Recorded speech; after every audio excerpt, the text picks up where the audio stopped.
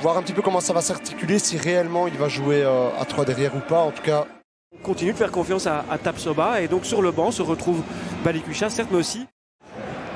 ouais, regardez l'organisation par contre de Gand. Et il y a beaucoup de monde et c'est but déjà, ouverture du score de Ducel.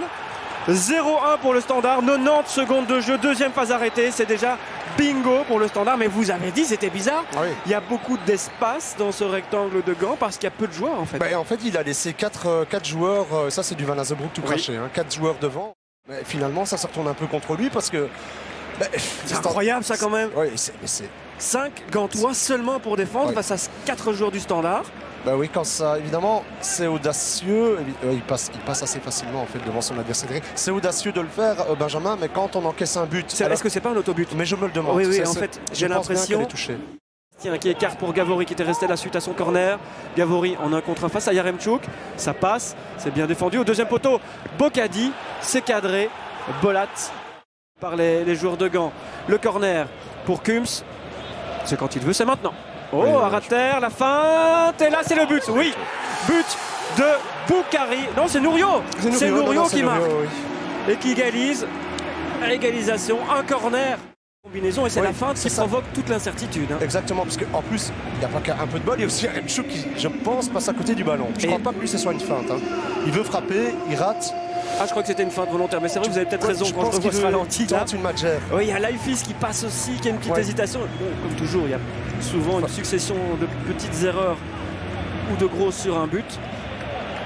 Égalisation de Gand, mais vous vous rappelez de la façon dont le Standard a concédé ce corner? Un peu d'action construite, bon, il suffit de le dire, c'est toujours la même chose. Fait. Regardez comme c'est bien fait pour Tapsoba dans la profondeur, il adore ça, il hésite un peu.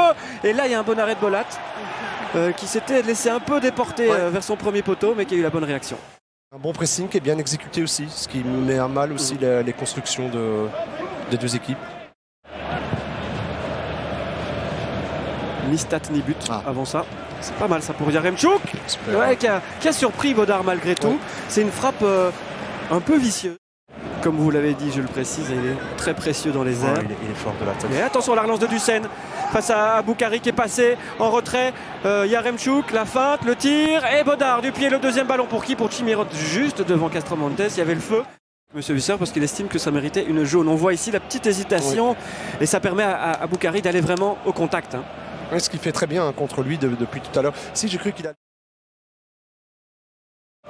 C'est clair, c'est quand même quelque chose que ne faisait pas Vadis en première mi-temps, donc on peut imaginer que c'est une consigne que Van Azebroek lui a donnée. Et on récupère de plus en plus de ballons très haut à Gand dans ce début de mi-temps. C'est un bon ballon justement pour Vadis face à Bodard. Et Bodard encore et encore. Ça frappe parce que bon, l'action est évidemment très bien amorcée qu'un super ballon. Parce que finalement là-dessus ils ont été bons. Le contre-pressing. Oui, vraiment, ils ont été bons, je trouve, de manière générale. Une des données de plus en plus importantes. Ça passe pour Vadis. Klendins demande à ses côtés et propose à Vadis qui y va seul. Et il avait marqué ce genre de but l'année passée, mais c'était pas face à Bodard qui a encore le dernier mot. Bien joué ça. Pour Amala, voilà la frappe à distance d'Amala. C'est pour ça qu'il est rentré. Et ça file juste à côté. Des buts plus bêtes que celui-là depuis le début de la saison, Bolat. Mais là, il était bien dessus. Ça paraissait compliqué, mais c'était une... Bien joué. Et là, il n'y a pas hors-jeu. Non, Yaremchuk, pour un face-à-face peut-être. Bodard arrive. Yaremchuk, c'est but. Le drapeau ne se lève pas et Gand passe devant.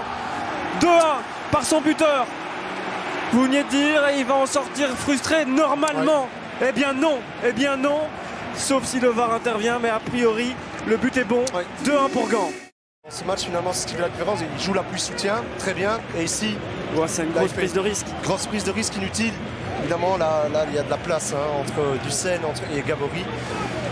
Voilà, Bocadi était aussi sorti de position. Et vous aviez comparé Dorsch à Raskin. Eh bien, c'est Alain Raskin qu'il vient gratter ce ballon et lancer son équipe vers un but. Raskin l'a fait énormément depuis le début de la saison.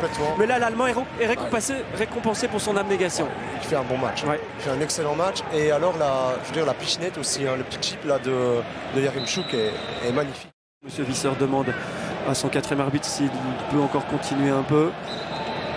C'est terminé, victoire de Gand. 2-1, la première d'En Van Azebroek qui avait perdu contre Ostende, qui avait perdu à Hoffenheim, mais qui prend les 3 points.